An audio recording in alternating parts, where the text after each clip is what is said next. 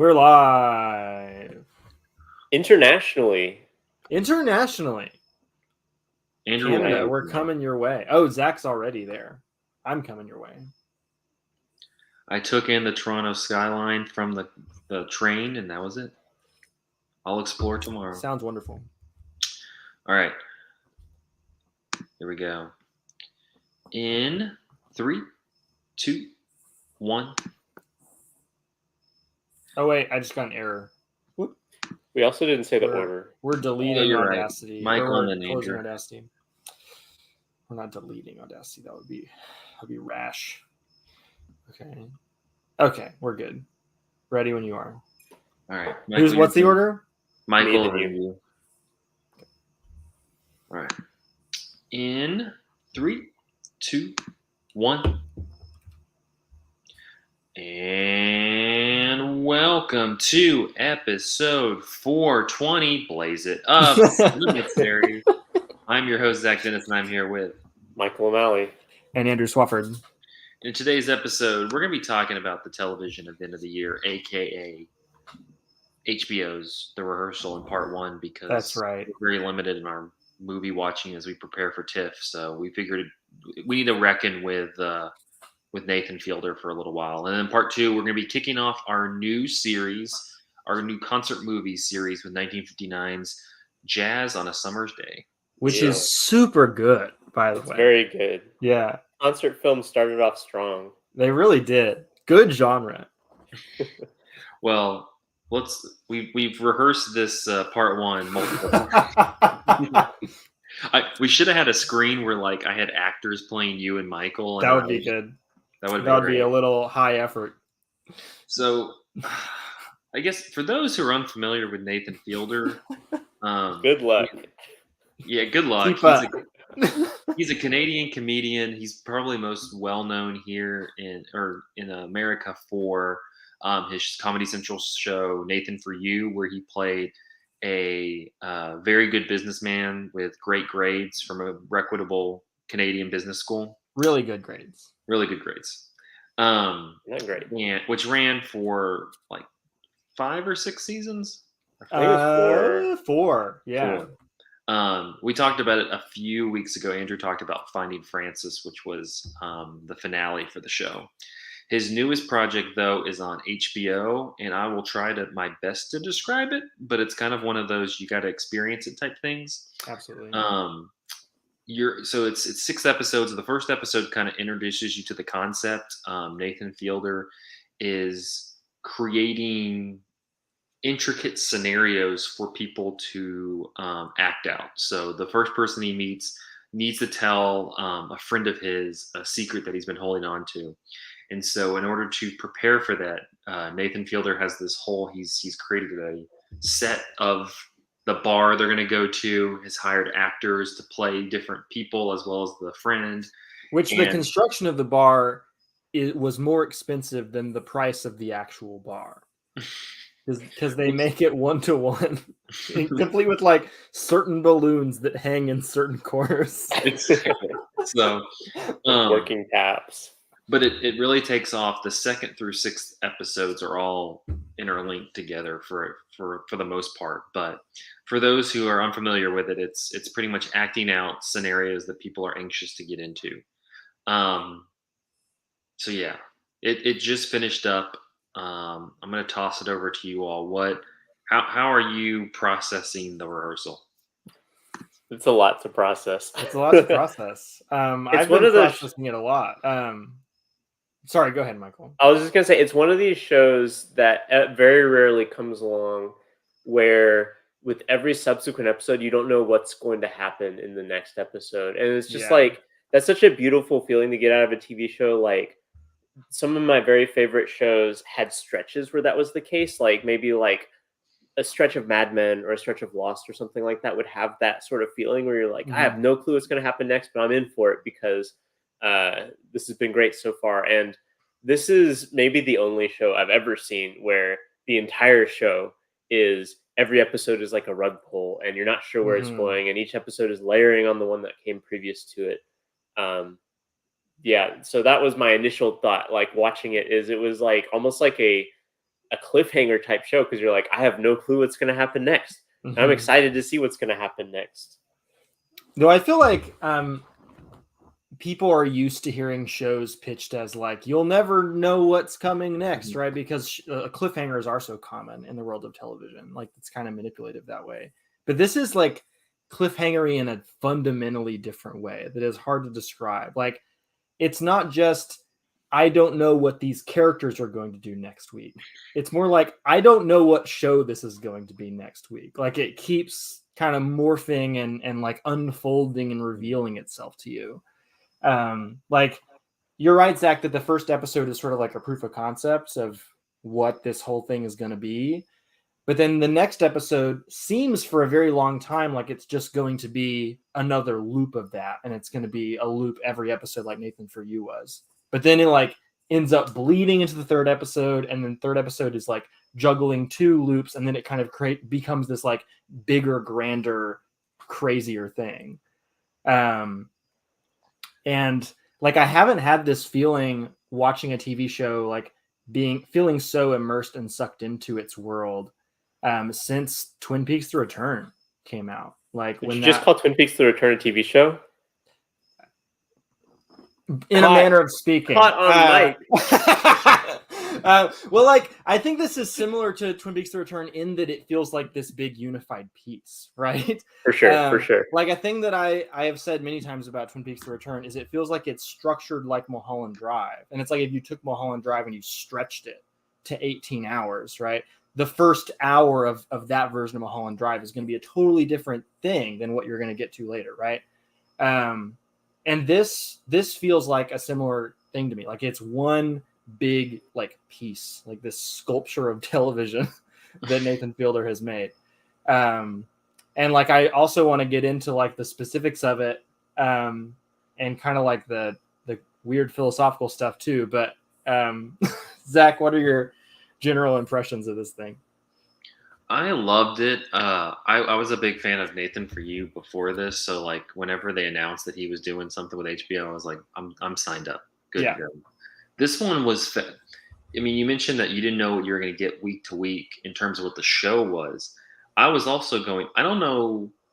To me, it was just like this fascinating experiment and just kind of a proof of concept into how, and this was Nathan For You to a degree also, but how weird and strange people are. Absolutely. You know, Nathan like, Fielder has like an unparalleled ability to find just the most bizarre, like people with the most bizarre fixations out there. Like and you know, you can get into, I'm sure we can talk about it. There was this kind of whole internet debate after like the second or third episode of people going, is he like a sociopath? Is he being mean to these people? And like, to a degree, you're like, maybe he is kind of, you know, exploiting them for stuff. But at the same time, you have this whole dichotomy between they're loving being exploited and and they're like eagerness to be exploited. Like, please put me on TV. Which just shows you like that strange line between, you kind of want to go, you know, oh well, don't exploit people, don't use their strangeness or their personalities for gain. But you're like, he's not doing that. They're doing that they're doing that for themselves. I keep sending Andrew TikToks that people post from Cameo of characters from the show that people will just get a cameo from, because they're like still high on that exposure. It's just the most insane social project I've ever seen. Like, he's also like tricking some of them into basically being offered therapy. Like, the show is therapy for them. Like, tell me what you're anxious about. Tell me what's stressing you out. Let's like role play that a little bit and see how you can process it emotionally in the moment. Like, in the third episode, when like the guy just like breaks down sobbing in the middle of his conversation with Nathan's actor and then like cuts all ties and never sees Nathan again. It's like, yeah, that's what that guy needed. That's why he signed up for this. Right. Well, and then also I think that premise of like, we're exploring something that is going to make you anxious has a way of like allowing those people who are like, you know, have these sort of like interesting undercurrents to them, like just teasing that out. Like, one of the main recurring characters is this woman who it turns out is basically like a fundamentalist Christian. And I was waiting for it to become a QAnon thing the whole show, and it did not. I'm go sure that she is direction. in real life. Like, it seems like not Maybe. unlikely that she is. And perhaps if her involvement in the show went a little longer, we would have gotten that. But like, it's one of these things, by being put in this environment, you get little hints of like, wait, what's this? What did she just say? And then like it'll come back up. And I think Nathan Fielder is this amazing conduit for that, because he is, I think, intentionally to some degree, but maybe like naturally also, like a very like deadpan. Oh, Like it's natural, I think. it's natural, but also like, I mean, He knows how to play with it. he knows how to like Yeah. let his reaction be underplayed so that that person will double down on the thing that they Exactly. just said. Yeah. Like there's a bit in which they discuss celebrating Halloween, and the fundamentalist Christian is like, "Yeah, this is a Satanist holiday," and Nathan's like, "Oh, really?" And like, and then she like elaborates more, Yeah. and there's no line, and like it's just like an amazing bit of like interview craft, like basically. Absolutely. Because it, if I were there, I would react in a particular way that probably wouldn't make the conversation unfold. There's a the way scene where a guy like says an anti-Semitic. Does he say a slur or just like use an anti-Semitic trope around him? Trope. And like Nathan wants to jump in and like chew the guy out, or at least like try to change his mind or something, but he doesn't. He like, you see him like doing the mental calculus in his head of like, what needs to happen here for me to kind of get my ideal results, like with this dude, right? And just like pulling back and not doing that. It's like a very strange, it's almost like a reversal, like the Kaveh Zahidi like radical honesty thing, where he's just like radical, I don't know, willingness to hear other people's true selves or something. Like he also is kind of a socially awkward, socially anxious dude, and I think like he connects with a lot of these people on a weird wavelength. Well, it shows you the art of a good interview, because you never, when the person says the crazy thing, you don't go, "What the hell are you talking about?" Right. You want to know more. Yeah. Because then you can kind of figure out their line of thinking and go that path. And that's just like he does. He's able to interrogate them in a way that also, again, like that's why I don't think he's doing it meanly. He's just kind of I think people reacted that way because they don't have that curiosity or that interview skill, and they're kind of going, "Well, I would just jump on them and say they're wrong." And you're like, "Yeah, I mean, they're wrong. Nathan knows that too, but yeah, but that's not the point of the show. Is to shame these people. It's more to let them shame themselves almost to a degree, because they're going to do it naturally. You don't need to prompt them on anything. But then it also turns on Nathan, because you have because at one point the fundamentalist Christian woman leaves, and it's just him following through with the scenario. And I think honestly one of the most gripping moments of television for me recently was when the actor of the fundamentalist Christian woman is yelling at him and just telling him how he's unable to love people and be and can't connect with people. Right, because he's trying to rehearse what would have been a scenario in which she wouldn't have ended up like leaving the show, and like not, she would have finished her rehearsal, quote unquote, and he can't find a scenario in which that will work, because the premise of the show is something that like wouldn't have worked for the person long term. Yeah. There's also a moment in, I don't remember if it's in Finding Francis. No, it's in the first episode of this show, where he's in the pool with the guy who needs to like, confess about his graduate degree or whatever. And Nathan mentions that he had been through a divorce, but he also had choreographed an actor to like swim between himself and the other guy at that exact moment, so he doesn't have to go into the details of it. And like, there's a really good profile of Nathan Fielder in New York Magazine, I think, where he talks about that being like one of the impetuses of the show, of like his experience with therapy post-divorce. And in a way, he's kind of giving himself therapy for that, or like imagining this alternate future in this simulation he has crafted for other people ostensibly, but actually just for himself by the end of the movie, or the end of the show. Yeah, and I feel like it also just shows that people, this concept of, okay, you have to go and do this very important thing, in 2 weeks, but you're going to be able to practice it over and over Yeah. and over again. I think is very appealing to people. They're like, oh yeah, like that's, if I was doing a job interview or I had to Yeah. talk to somebody and break up or just anything, you're like, yeah, that makes sense. But then you like, as the show goes along, you also see that I think on the surface people like that, but in reality, it's almost just, and that's why I go back to the egotism. It's almost just the attention that drives them throughout a lot of the show, like just the Mhm. attention that they're given, and it just shows how people are just so starved to like get their stuff out constantly, and that's and Yeah. by that, when I kind of clicked with that, I was like, this is a very sad show now because it's just a bunch Yeah. of very like sad people who are crazy, and some of them crazy, and some of them, not great. But now I still hold out that the Scion guy is fantastic. I love him. But I mean, Good. they're just kind of like sad, lonely people who like just have I don't know. They just want to like get their things out. Well, I think too, like the last episode centers on uh, Child actors. a child actor Mhm. and who had been in the show like as part of one of the rehearsals, and I think like one of the interesting things that comes out of that is that the child actor is young enough that he ends up having trouble differentiating between like what the acting part of the his relationship with Nathan Fielder is and what his real relationship with Nathan Fielder is.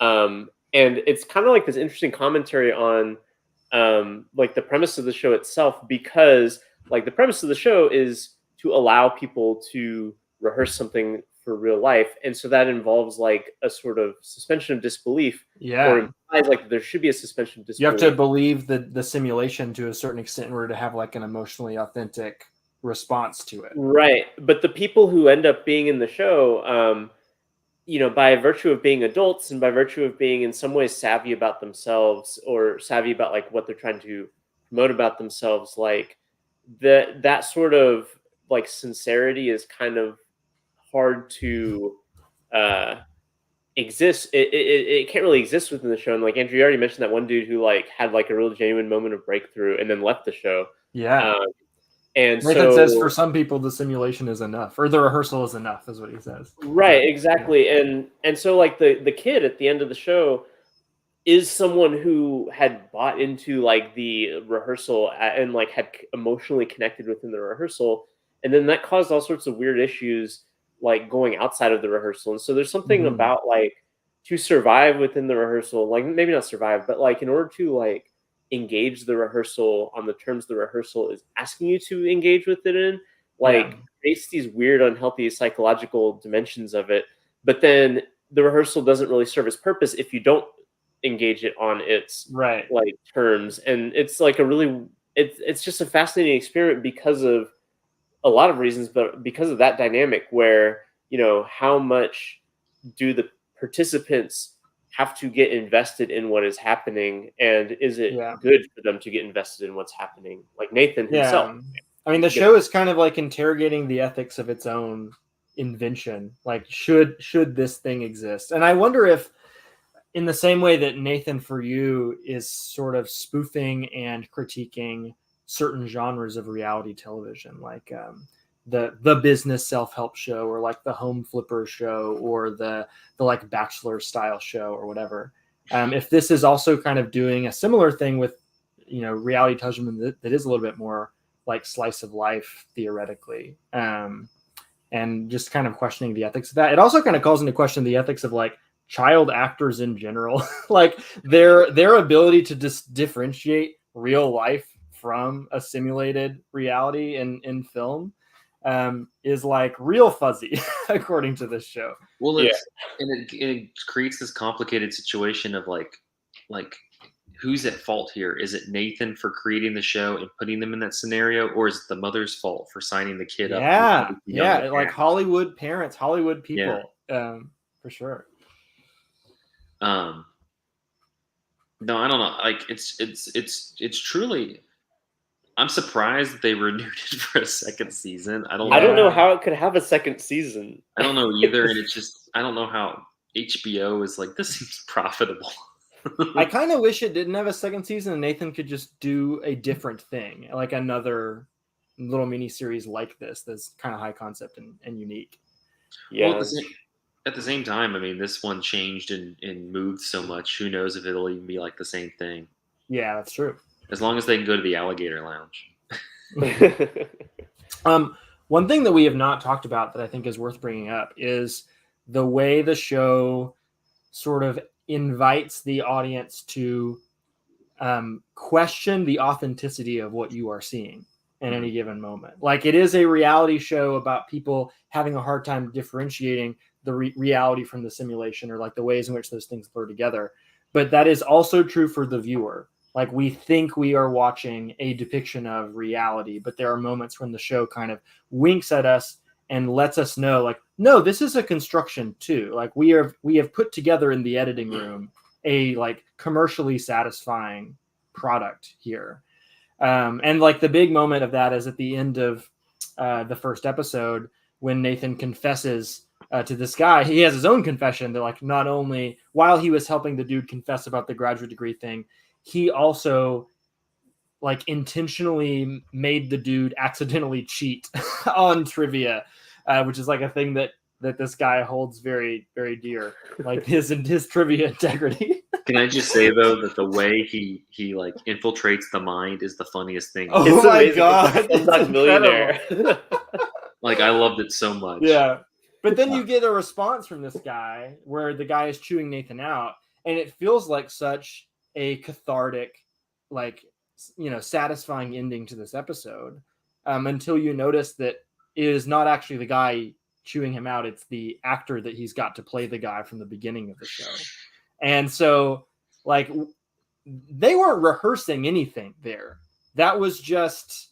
I mean, maybe Nathan was rehearsing making that confession. I don't know. But there's no reason to put it in the show other than to make you question the validity of what you're seeing at any given Or moment. if the rehearsal was a more interesting outcome than whatever happened when he really told the guy. Mm-hmm. Right. Yeah. No, I think at the core of it, the show is always about like not only the path that they take, but also the path that could happen, and like watching those kind of constantly intersect with one another is just like to me that was the most fascinating aspect of the show. Another thing about increasingly, sorry, go ahead, Michael. I was just gonna say, increasingly, like as the show goes on, he's not just rehearsing stuff, but replaying stuff. Like we already mentioned, like after the fact of the woman leaving the show, he rehearses a bunch. Like could that scenario have gone differently? Which is not really the spirit of the show. The spirit of the show is theoretically practice what is in the future, but then he increasingly uses it to reflect back on what has happened, which kind of raises the question of like how much of what we see.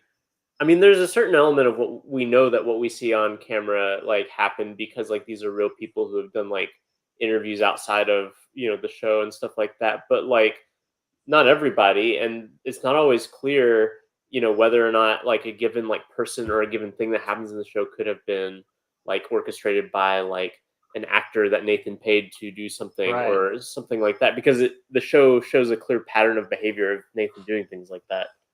There is an episode that like directly involves him kind of working with an actor to like find a better storyline for his character, right?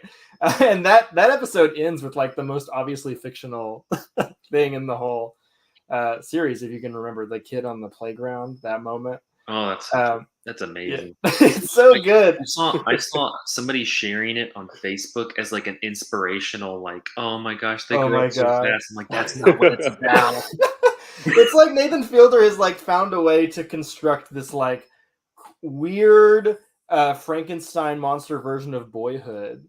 Like Boyhood by Alice Kiarostami, where we're like constantly questioning the nature of reality.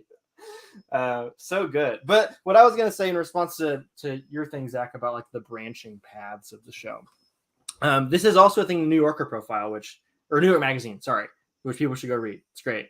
He talks about how part of the impetus of the show was that he would actually draft up those like huge dialogue trees whenever he was preparing for Nathan For You, because like he knew that he was pitching a ridiculous concept to his audience, and so he had to prepare for like all the possible negative responses and like, what is my response to that? What is my response to that follow-up? What's my response to that follow-up? And like just like memorizing these huge trees, which also is part of him like being kind of a socially anxious, like nervous dude who just like wants, you know, a template to look off of.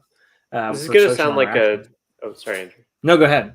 I was gonna say this is gonna sound like a red herring, but like I don't know if either of you guys watched the recent video that Jacob Geller on YouTube put up about therapy apps. No. I've been wanting to watch it. It's pretty interesting, and it's about like basically like how people like since the beginning of computers being able to have like chats with people have tried to use that to create therapy. And like I don't know if you guys are familiar with like the Eliza chat thing, which is like, you know, the first instance of like someone creating a program where you can chat with it and it will respond to you. It's really rudimentary how it does it, but like people would find like people would make connections with the computer, even this like really rudimentary thing that was more or less just parroting back what you said to it. And it eventually gets to like the video talks about how these modern apps kind of end up doing the same thing. And a lot of times what people have found that, especially when it comes to like cognitive behavioral therapy and stuff like that, that really more puts the emphasis on the actions and reflections of the person, you know, who is receiving the therapy, rather than like, you know, a therapist who makes insights or something like that. Right. What people have found is that there is like a degree of therapeutic value in like simply having an entity on the other side that you talk to, and then that causes you to have reflection. And they talk about how crisis hotlines, like mental health crisis hotlines and that sort of thing, are not actually like, you know, there's not really trained therapists on the other side for the most part. What it is people who have big dialogue trees that they're leading you through, I didn't know that. giving you aid through that. And that there is like, you know, as like on a certain level, it is kind of like depressing and mechanized to like understand that that's what's happening like in these apps or computer. Like these dialogue trees do like produce genuine like human response out of them, even though like the actual mechanism leading you through those is you know, very scripted. And I think that that's an interesting like dovetail with this show. Yeah, like an acknowledgement that like there is value to those like inauthentic but still like emotionally significant interactions between people. Well, and like, did the rehearsals accomplish what they needed to accomplish, or were they just kind of there to let somebody act out for a period of time? You know, like, you know, like the first. It seems like they accomplished what they're trying to accomplish in a couple cases. I don't know about all. That one dude realized he wasn't ready for kids, so. Well, he was driving a Scion at 100. So. That dude is not ready for kids. No. That guy, by the way, people have maybe seen this make the rounds on Twitter. I don't know how big this got, but he did an interview with who is the Vice writer? Gita Jackson. He did an interview with Gita Jackson about like, because he claimed that he was misrepresented in the show, and like it's just an article of him explaining what was actually true, which is way fucking crazier than what happens in the show. This guy is completely unhinged. That dude, that was the funniest dude. He truly thinks that made him look better too. When he went back to his apartment and was still spouting off the number shit, and his roommate was just like, what is up with these numbers? I remember thinking that must have been kind of like a staged moment at the time. Like the argument between that guy and his roommate was like so over the top. It's like I'm watching a John Cassavetes movie all of a sudden. But then like by the end of the episode and reading about this guy, like, oh yeah, that's totally how I would act if I was this guy's roommate too. That has like also one of the best like Nathan Fielder like underreacting to a situation. Yeah, like it's been this huge like argument, and then Nathan and the guy are like walking out of the apartment, and Nathan's just like So what was that all about? And also the guy saying that he's high, and then Nathan's like, "Are you sure you're okay to drive?" And like clearly, guy is not okay to drive. He's like, "Oh yeah, I'm good. I drive high all the time." And Nathan's like, "Okay, I guess I will get in the car with this maniac for the sake of the show." That was up there with the two brothers who he met who talked about how they had 3 ways to go. Oh my god, I forgot about that. Wait, wasn't That's not that in a the Nathan rehearsal, for you but that's a thing? great one. Yeah. Man. Well, I think it's safe to say, unless you all have any other thoughts, that you should get yourself on HBO or HBO Max and watch The Rehearsal. It's 6 absolutely. You episodes. should. It's 6 episodes. None of them are even close to an hour long. Like it's most of them are like 30 minutes. It's doable. The first one I think is 45, but I mean that's not bad. Yeah, the whole show is like less than 5 hours. It's got to be. And they're so good. Like you will want. So good. I enjoyed the weekly drip of the show, but after every episode, I did immediately want to watch the second one, which is not rare. That is kind of rare for me. I'm not like a binge watcher. I would be curious though, maybe this kind of goes into the TV or movie question. I think it's perfect as a dripped out TV show. I would be interested to watch it in a binge model. I would love to see it in a theater. I think that would be awesome. Yeah, I would be curious. Like you mentioned Kawazahiri earlier, and the show about the show was a web series that I guess theoretically was dripped out over the course of months, but I watched it all like, it's like an hour 45 or something. I watched that like back to back, and it definitely has a quality of. Did you go to public cinema to see it? No. This was on. It was online. I missed the public cinema showing of it. Yeah.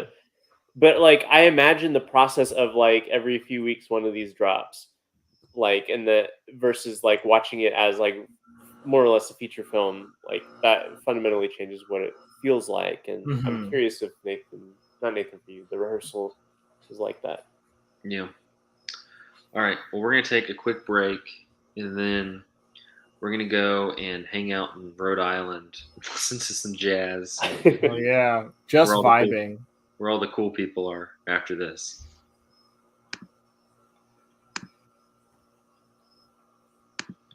Andrew, how much did you read about? Did you read any about the making of this film? I read nothing. I have watched this movie. Apparently, at this jazz festival, John Coltrane played as well as Miles Davis, and somehow neither of them made it into the movie. The fuck? I know. The fuck? Oh, you're John Coltrane and Was it that they literally just weren't as big as stars as some of these people at the time? I don't think that was the case. Well, I mean, maybe. I mean, not as big as Louis Armstrong or someone for sure. Yeah. But like, I mean, Miles Davis was a known quantity by maybe not John. John Coltrane may have just been playing in bands. Like I don't know if he was a leader yet by 1958. He might have been, but hold on. When did My Favorite Things come out? Yeah, that's kind of one of his breakthroughs. Miles Davis. That was though, a 61. Miles Davis for sure, because like Kind of Blue came out like right around this time, didn't it? Hold on, Kind of Blue. Yeah, Kind of Blue is 1959, and he was already like he was a big star. Yeah. Well, this is because Elevator to the Gallows came out in '58, and he was already a big star. That's why he. He's why he I wonder what Blue Train came out in 1958. Yeah, I don't know.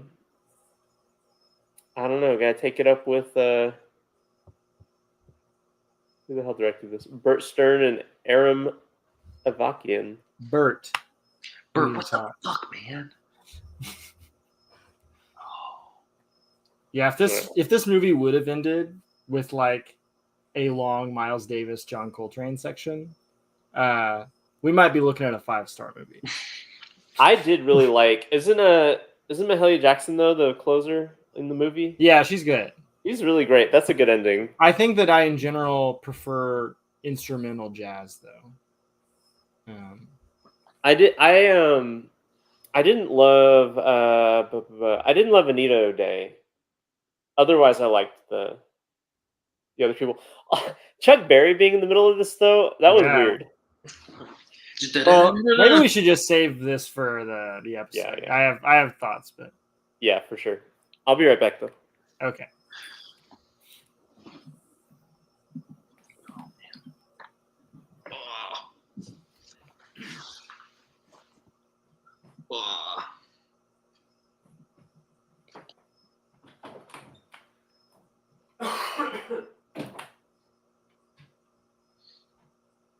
I have a big ass TV looking at me. I don't know why they have such a big ass TV in here.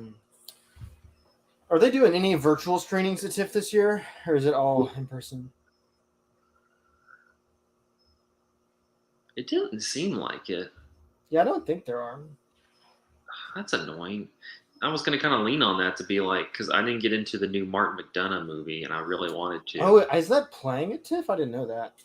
Yeah, it was playing. They had a public screen on Monday night. Was that the first screening? Yeah, I think that was the issue. The press screening is Tuesday morning. I was yeah. So you're leaving Monday night as well? I leave like early Tuesday. Gotcha. But I was just like, damn, I want to go see that.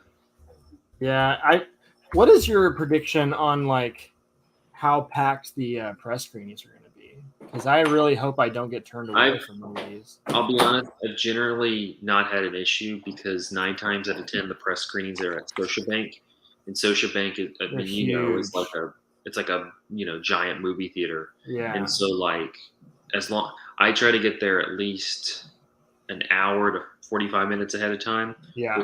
Which is too much almost, but I mean I get in.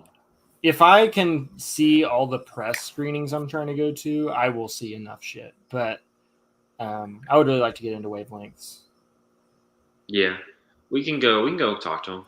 Yeah. See, but yeah, no, the press screenings we just got to get there early, and they're at Scotiabank, so there's a bunch of room, and they're not spreading it out like they did last year.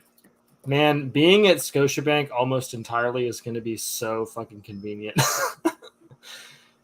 As opposed to walking all of the way across fucking Toronto between screenings. I don't really have. I mean, I'm literally at Scotiabank, and then public screenings between the Princess of Wales and the Royal Thompson Hall, and then Royal Thompson is pretty far away, though. That's where it's Roy Thompson. It's right across from the Princess of Wales. Yeah, I guess like that's where a lot of the public screenings are in my experience. Like those two. And they're nicely placed, but like if you need to go between like Scotiabank Lightbox and that stuff, it's a walk. Yeah, well, like the day I go see Glass Onion and Fabelmans, I think I have like 10, 15 minutes in between, but it's literally they're across the street. So I was like, okay. What are you seeing Sunday morning? First thing. Let me look. Glass Onion at 9. Oh, gotcha. Yeah, that is probably high priority. I'm gonna go to see the new Daniel Goldhaber movie. The guy who made Cam. I don't know if you ever saw that, but it was good. IMO. Oh, was it the webcam? Oh, yeah. Yeah. I never saw it, but I know what you're talking about. It's great. I liked it too. Yeah.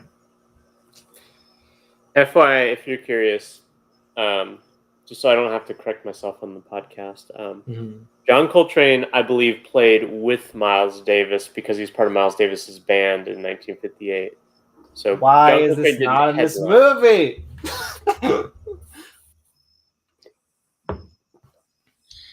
Bert screwed up. Bert. All right.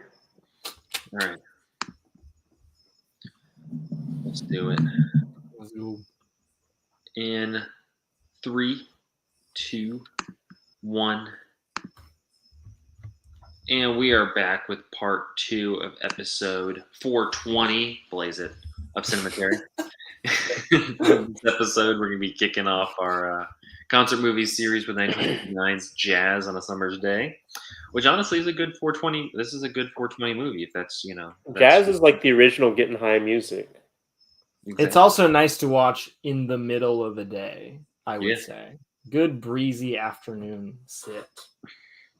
Movie directed by Bart Stern and Aram Avakian from a script by Albert D'Annibal and Arnold Pearl. The film contains performances by Louis Armstrong, Thelonious Monk, Chuck Berry, Chico Hamilton, Mahalia Jackson, and Anita O'Day, but not Miles Davis and John Coltrane.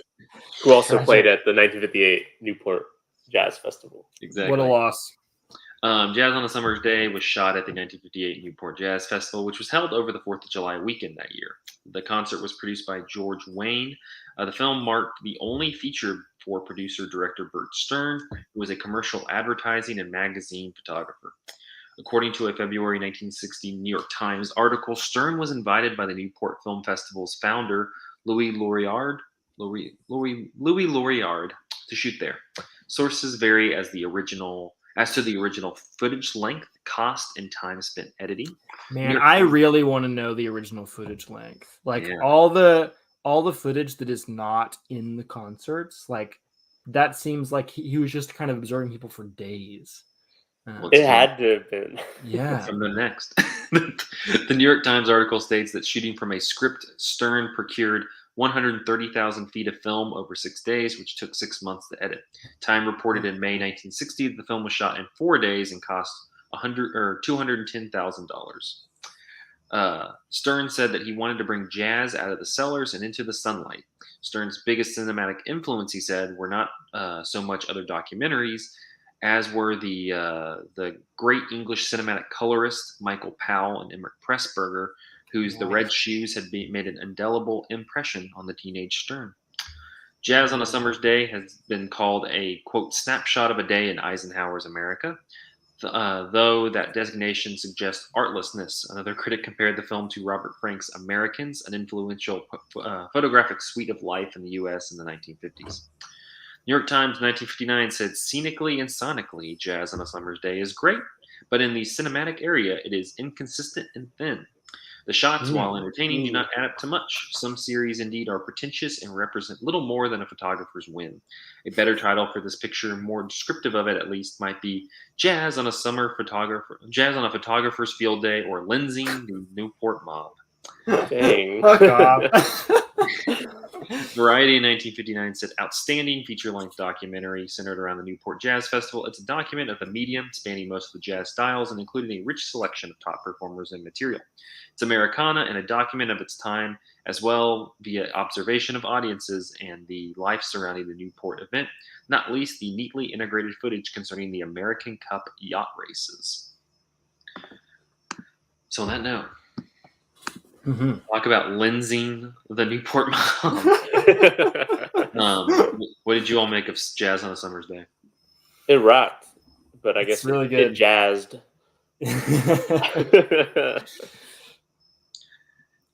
I mean, it's this we put this one in there because it was supposed to kind of be the first quote unquote concert film. It seems like it definitely does, like, set the groundwork for a lot of similar ones. Maybe not, it doesn't have as much talking heads or like interaction, people interacting with the filmmakers as, like Gimme Shelter, something we talked about previously, but it definitely does like lay the groundwork on how to like put together a series of performances and like create that kind of concert feeling that I feel like we'll see throughout the rest of the series. Yeah, it's really interesting to think about as like an early concert film because there's so much about the genre that is sort of set now. Like nowadays, when you watch a concert film, it's usually like one performance, one night, one artist, and you're like seeing the whole set. And this is not that. And it's not even just like a compilation of artists either. It's like this documentary about this event or about this place. I was reminded of some of the stuff that the stuff we did in the documentary series many, many years ago, like Man with a Movie Camera or Apropos Denise, that kind of thing. It's just like finding interesting ways of capturing the energy of this place at this particular time. It really does like capture a very particular energy that I love. The energy of going to a festival, which you talked about in your review on Letterboxd, Michael. Yeah, because it just shows all the. I don't even know if these crowd shots, like the audience reactions, were happening at the moment of the performances as they're juxtaposed. But it's just kind of amazing. Like there's some people who are like really into it. There's some people who are just eating. There's Yeah. some people who like kind of look bored, like, or are just kind of like silently watching. Like it's really funny that when it cuts to the audience, you never know what that audience is going to be doing Right. because it's such this weird spectrum of like how people react for live music. Yeah, how to show the audience is, I think, a recurring like question in concert films from what I've seen. Like, I think in general the convention of the genre is like when you show the audience is hype as fuck. Like they are so happy to be there as a way of kind of encouraging the viewer to also like be so happy to be there. But there's also like we're going to talk about is it next week or no? It's 2 weeks from now. We're going to do Stop Making Sense. Like that movie intentionally withholds any shots of the audience until like the very, very end to make you, the viewer, feel like you are in the audience. But like here, it's more like you are this person kind of wandering from stage to stage on the day of this festival where you're seeing lots of different types of things, which like it made me excited about going to TIFF. And by the time this episode comes out, me and Zach are going to be at TIFF. But like it really captures that feeling, like whether it's a movie festival or music festival or whatever. Like going to Big Ears in Knoxville feels kind of the same. Just kind of like going where your ear takes you and kind of having a very, I don't know, relaxed day in many cases, right? There's a stretch in the middle of this where people are just kind of like drinking and walking around the shoreline and like playing around with each other, and like it's just such a vibe. Like those kind of days at like a film festival or a music festival are the best.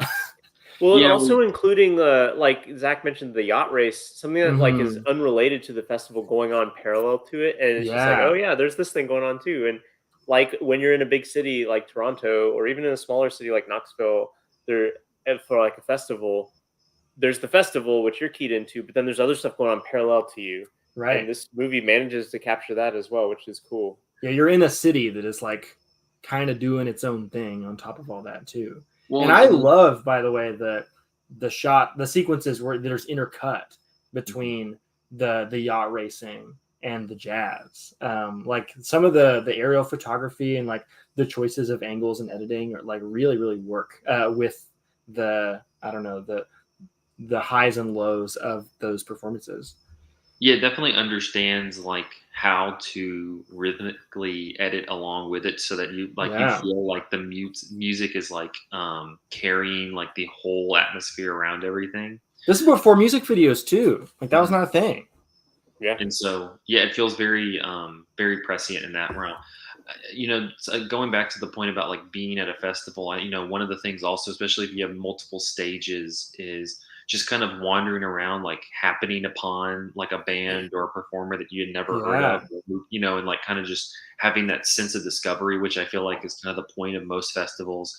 And so I'd be curious, I would wonder like, because you know like Stern said that he was like trying to bring jazz out of the cellars, and I'm kind of like, I'm sure for a lot of people, if they weren't like in New York or Chicago or something like that, like they weren't engaging with they weren't seeing like jazz in different clubs and Yeah. things like that. And so I would wonder how, you know, modern or not contemporary audiences in 1959 would have reacted seeing Louis Armstrong or you know Chico Hamilton or you know just any of these performers possibly for the first time because they aren't going to like Greenwich Village or something. Yeah. That's something interesting about the movie too, because like I was reading online, I was looking up like reviews on this, and there's like some criticisms of the film that it's like a whitewashed or gentrified version of jazz, which I think is maybe like a fair critique in the sense of like what is the context in which like these artists would normally be performing, and like obviously like a the big audiences are almost entirely and white. the audiences too. And I don't know if that's like a the filmmakers themselves like kind of editing to represent the festival in that way, or if that actually is what the festival looks like. But up until this point, I don't know. This is maybe the tipping point in American history when jazz stops being the dangerous music because rock and roll like is on the scene now. But like for a long time, rock and roll is kind of like, or not rock and roll, jazz was kind of like a dangerous youth music and seditious and that sort of thing, and like basically lots from of drugs the involved in that 20s to this point. Right, and so this movie doesn't present it that way at all. Like it presents jazz, I think, in a way that is like fairly consistent with how probably most people nowadays would encounter jazz, which is that it's kind of very technically impressive, but ultimately leisurely music. And I think that that's interesting because I don't know that that was how jazz was perceived at the time. Maybe that's not the case. Maybe it was. Maybe it was already accumulating this as like hard bop and post bop became to be, overtaking swing and all that sort of stuff. But yeah, I mean, I haven't listened to nearly as much jazz from this era as I have from like 60s and 70s, right? But my impression is that it is kind of like cleaner and more like easy listening, largely than where it ended up going. Oh, I mean, yeah, definitely than where it ended up going. But I mean, like for a while, like swing music, I mean, that's like pop music, and jazz in the 1950s takes like a turn where it becomes increasingly complex, Yeah. um, and ceases to become pop music. And it still like has a lot of legs commercially, but in terms of like what people are looking for, like it's not really melody anymore. You get like for instance, like even though Miles Davis wasn't featured here, like, what Miles Davis starts doing in like the 1950s is not swing jazz. It's not even melodic jazz very much. Like he has melodies, but a lot of it is modal in the sense of like playing around with scales and that sort of stuff. Absolutely.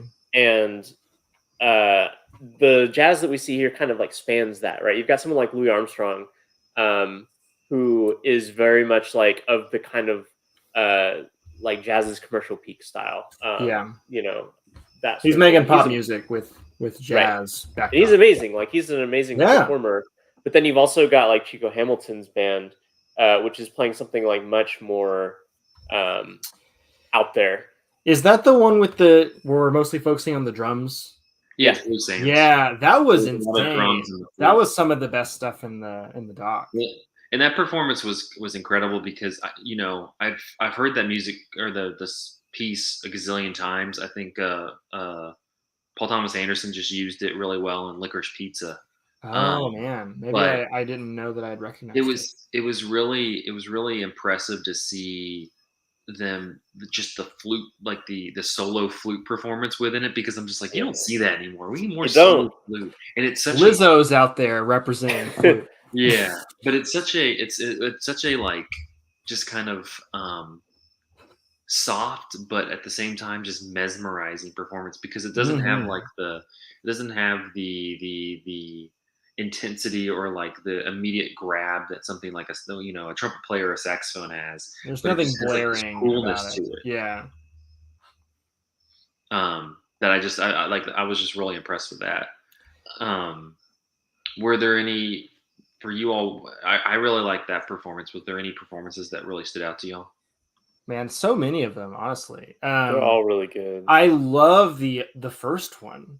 And like not only the music of it, but the way that the cinematographer and the directors decided to film it. Like it's one continuous shot of one person in the band. But I think there are three people in the band. It's like a saxophone player, a bass player, and a guitar player who I think is Jim Hall. Yeah, Jim Hall is really good. I've heard some of his other stuff as well. But you're just looking at like a profile view of the saxophone player, and like just the choice to only show you one performer like fundamentally changes the way that you listen to the music too, because you're seeing the way their body is moving, you're kind of like more keyed into what the instrument is doing at that moment in the song. Like your attention is kind of, you're almost ignoring the other instruments and like just kind of learning or experiencing what this one is doing. And I feel like there's a lot of moments in the film where it is shifting what you're looking at because it wants to shift like what you're listening for as well. Yeah, that the next performer after the first one, I think, is Thelonious Monk. It is, yeah. Who has like a trio, and it does that too. Where like you get like the kind of typical jazz thing where different people solo, and you'll focus in on the different people. And I thought that was really cool. There's also a few performers who are, um, like kind of the stars. Like, of course, like Louis Armstrong, and he mostly gets the attention, and that's like that makes a lot of sense. Mahalia Jackson as well, like who ends it, is just kind of just a real like you just a gravitational force, right? You just like can't look away because uh of like the way in which he's performing. And I'll say it's kind of interesting. I mean, this is a jazz festival, but I think like at least as the movie frames it, there's a sort of like pan Black American music thing being captured here too, because you have like the gospel that this ends with. You have Right. Chuck Berry as a rock musician, showing up at one point too. And I think that's like another interesting thing is the diversity of um, musicians like seen and the ways in which they don't all.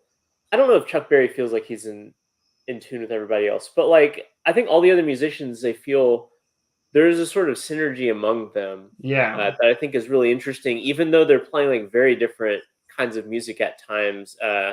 Even under the umbrella of jazz.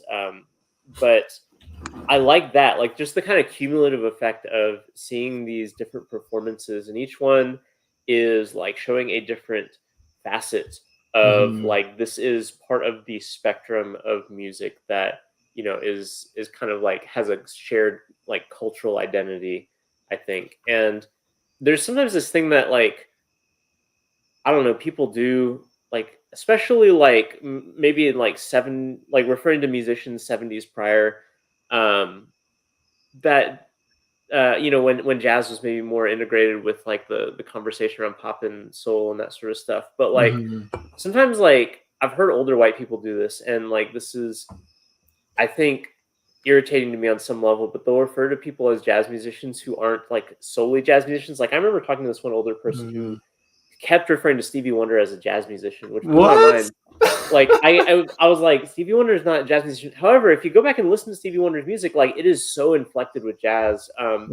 I would never call him a jazz musician exclusively, but like he is in conversation with jazz. And I think that when you see some of these performers who are kind of outside of like what we would consider like the boundaries of jazz music, like uh, Chuck Berry or the kind of like gospel singers that you get every once in a while here. I think there is an interesting element though where you see like the inflections of jazz being represented in these different genres that I think is cool, I and that also this documentary does well, I think. do you know about when the term rock and roll kind of became a household term? I do not know.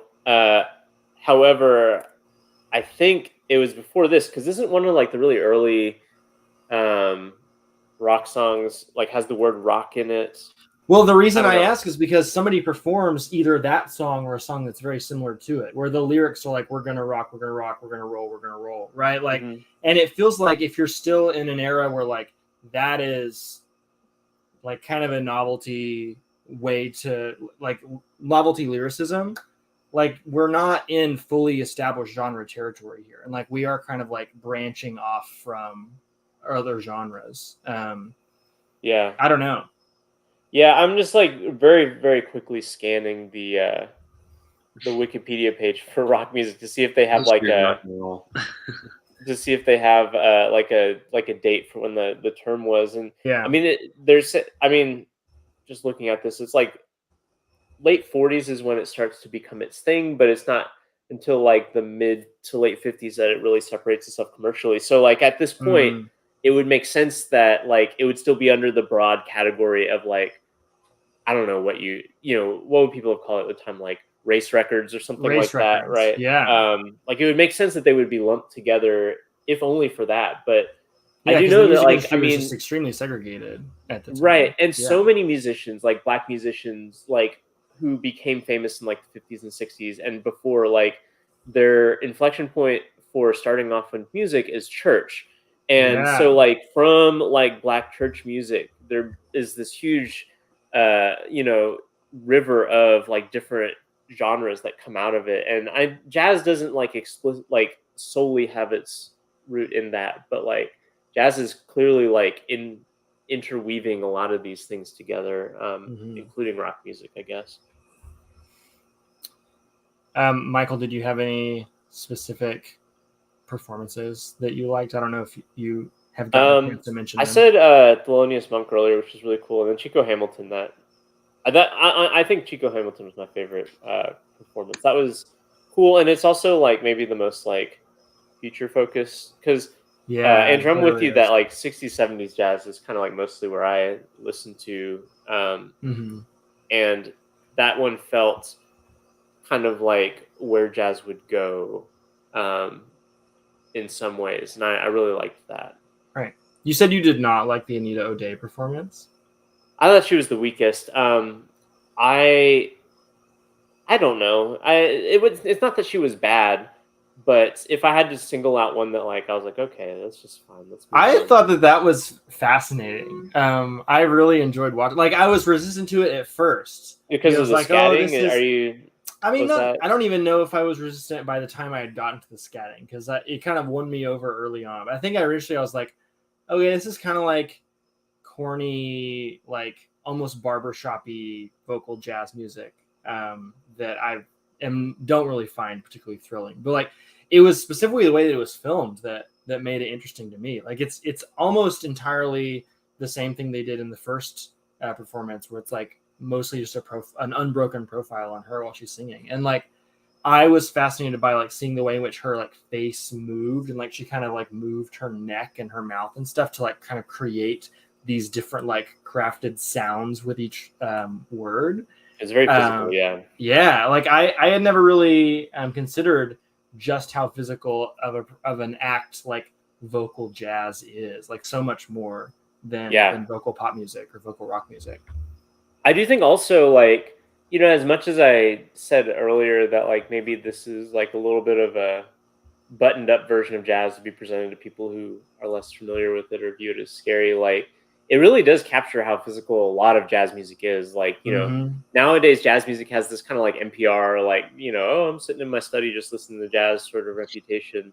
And like surely like jazz has like a place there as well. But when you watch jazz performances, there's just something so unbelievably raw about it. You know, even if it's just like, you know, fancy pants, you know, even if you still just register it as just like fancy pants, like piano music or whatever, just watching these people like sweat and just like lose their minds, like making this music, like is really compelling. At the end of that Chico Hamilton performance, after he's been just like doing a continuous drum roll on like at different rhythms for like minutes, I'm just like, is this guy okay? That seems so exhausting. Yeah, it's unbelievably exhausting, I'm sure. Gosh. Yeah, since this is kind of the kickoff movie, I figure we should kind of go into a little, and we can bring up examples from this, but I think this is a good time to kind of define, I guess, what are, to us, what is a concert movie, and kind of how is it, you know, the New York Times review for this is interesting because they're like, it's not cinematic, it's very artsy and pretentious. So like, what makes a good concert film, and like, I guess, what's our goal for the series in exploring that? Okay, so when you go to a concert at a big stadium, like a stadium where nobody's really close enough to actually see the stage, you're usually treated with big jumbotron screens that are just kind of giving you coverage of the concert from, you know, varying angles that are not particularly like artfully considered. It's just coverage, right? We're editing, we're cutting back and forth at a fairly regular pace, just to kind of keep things interesting. I feel like a concert film is not that, and I feel like there are a lot of lazy concert films that are that, basically. Like, I love the Taylor Swift Reputation concert film, but it is basically that, right? It is, yeah. I think I like it because I like the music, and I, you know, think it's cool to see her perform it. But it, like, that is not, you know, lighting up all my like cinema synapses in my brain, right? I think a great concert film is one where like they're finding the angles and like picking the angles purposefully. Like when we eventually get to Beyonce's Homecoming, like that is a movie that finds all the angles. It's so good. It sure does. Yeah. So yeah, I mean, like being sort of conscious of and considerate of what film can add as a medium is like what I think makes a concert film a good concert film. Well, not just doing like a PBS special where you like Yeah. throw performers up on stage and just have the camera right there. Mhm. Like engage. I think it'll be interesting to have the conversation during Stop Making Sense, but like Mhm. the audience engagement into things, like how to best capture that. I'm thinking it also in like that respect, like comedy specials, and like how they Yeah. utilize audience members occasionally, or where they'll like have a joke and you'll cut to just somebody laughing, just to Yeah. verify that what you're supposed to do during this program. But also just like I think you have to kind of get into the cinematic technique of, like we were talking about earlier with the editing, like you should feel the music through the visuals as much as Yeah. it's not again, it's not about them just playing in front of the screen. It's you should feel like it reverberating through the film Yeah, concept. those like the aerial shots of the boats and like they're using them during these like soaring high moments of the jazz solos. And they're kind of like capturing the like the feeling of that sound visually. Really important, I think. I think for me, like, it's maybe a little bit more nebulous, like what a good concert film is, but it has to be something where it make it. Let's see, how do I want to put this? Like, so I can listen to live music on my headphones, like a live Mhm. album or something like that, and then I can watch a concert film, and it has to leave me with feeling like I've experienced something more than simply having seen visuals to the live album.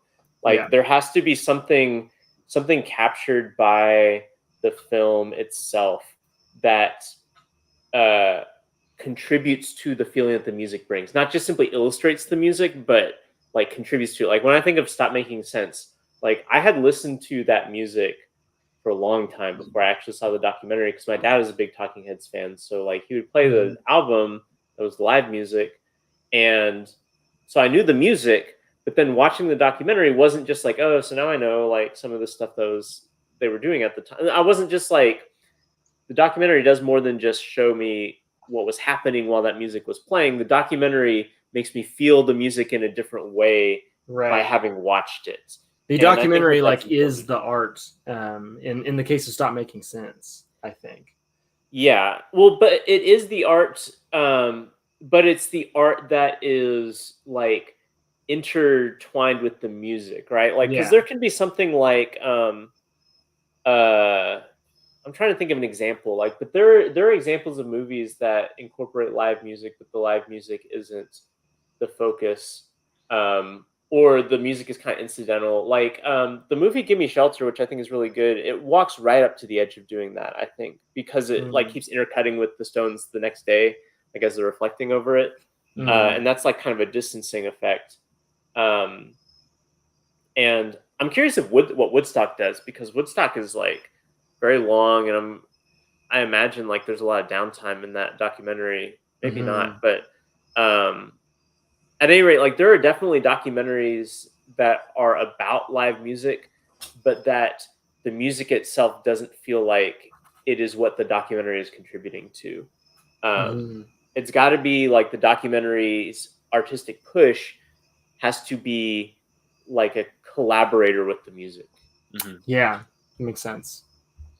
And so that's why it was funny to read that New York Times review, which is like the antithesis of that, like that movies movies are just like these moving images in front of you, and it kind of also just uh, expresses like the very early interpretation of movies that they were just supposed to be kind of like moving images in front of you, and that Mhm. as they evolve, similar to jazz, like there is like this kind of way that they're able to expand and adapt and find influences from other places. It's less of a stage production anymore, and it's more of finding ways to infuse like the vibrations of the music in something that's on a movie screen.